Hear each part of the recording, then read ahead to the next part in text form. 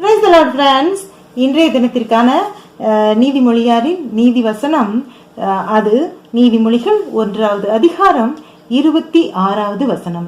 நீதிமொழிகள் 1:26. ஆகையால் நானும் உங்கள் ஆபத்து காலத்தில் நகைத்து நீங்கள் பயப்படும் காரியம் வரும்போது ஆகடியம் பண்ணுவேன். இது கூட அவருடைய சிறிதான கோபத்தின் வெளிப்பாடாகவே இந்த வசனம் அமைந்திருக்கு.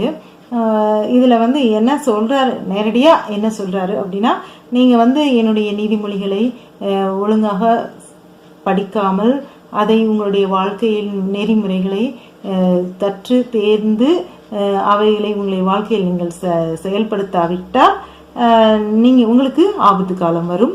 அந்த ஆபத்து காலத்தில் நான் உங்களை பார்த்து நகைத்து நீங்க பயப்படுற விஷயம்லாம் நடக்கும்போது உங்களை பார்த்து ஏளனம் பண்ணுவேன் அப்படின்றது நேரடியான விளக்கமாக இருக்கிறது.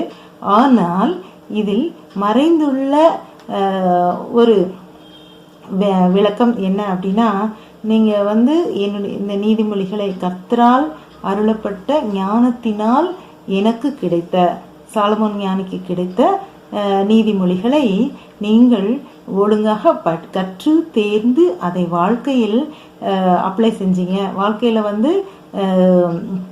நடைமுறைப்படுத்தினீங்க அப்படின்னா உங்களுக்கு ஆபத்து காலமும் வராது, நீங்க பயப்படுற காரியங்களாக கூட நடக்காது.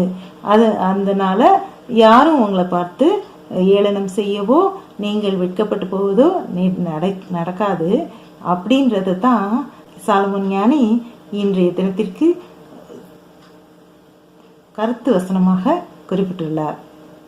மீண்டும் நாளை இது போன்ற சிறந்த வசனத்தோடு நான் உங்களை சந்திக்கிறேன். அதுவரை கர்த்தரின் அன்பு நம் அனைவரோடும் இருப்பதாக. அல்லேலூயா.